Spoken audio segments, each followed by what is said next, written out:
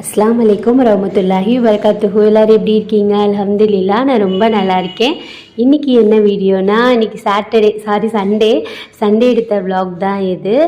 காலையில் எல்லாருமே நல்லா தூங்கியாச்சு. சண்டே மேடம் பார்த்திங்கன்னா இப்போ தான் எந்திரிச்சிருக்காங்க. நானே எந்திரிக்கிறதுக்கு ஒரு 10 மணிக்கிட்ட ஆயிடுச்சு. என்ன சொல்கிறது, நல்லா குழுன்னு இருக்கவும் தூங்கிட்டோம். அப்புறம் குட்டி சொல்கிற நல்லா சில்லுன்னு தூங்கணும், அவ்வளோதான் அந்த மாதிரி சொல்லிக்கிட்டு இருக்கா. பாப்பா எந்திரிச்சோடனே பார்த்திங்கன்னா, நேற்று வீடு கொஞ்சம் க்ளீன் பண்ணேன்னா அப்போ இந்த தொப்பி இந்த பொம்மையெல்லாம் கிடச்சிச்சு. மேடம் அதை எடுத்து விளாண்டுக்கிட்டு இருந்தாங்க. காலைல பிரேக்ஃபாஸ்ட்டுக்கு பார்த்தீங்கன்னா குழிப்பணியாரம் தான். அஃப்ரீனாத்தாவும் நல்லா தூங்கிட்டாங்க.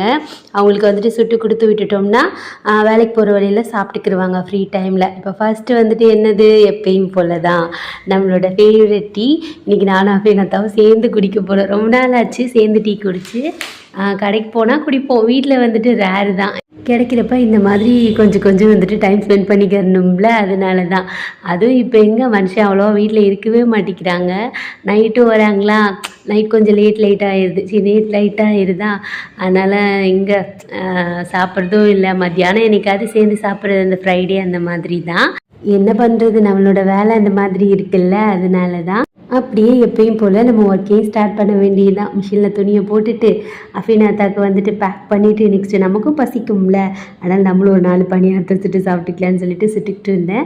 பணியார மாவு வந்துட்டு தனியாலாம் நான் அரைக்க மாட்டேன் சிஸ்டர். என் அம்மா அரைச்சி கொடுப்பாங்களே தோசை மாவு, அதுலேயே அப்படியே நாடு சர்க்கரையில் வெல்லம் ஊற்றி சுட்டுக்கிடுவேன். அதுவே டேஸ்ட்டு சூப்பராக இருக்கும்.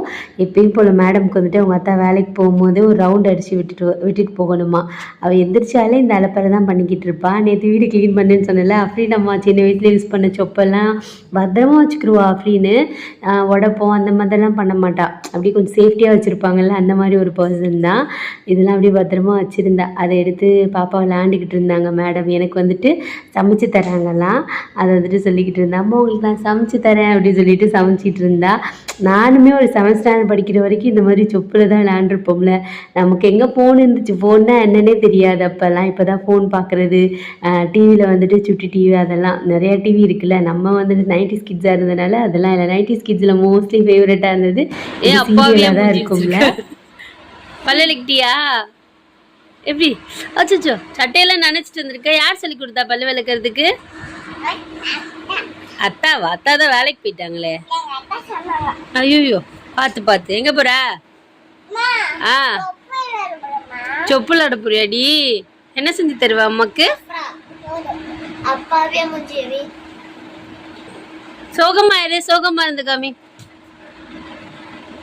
எப்படி சிரிப்ப? எப்படிமா சிரிப்ப? போதும் சோகம், போதும் சோகம் போதும்.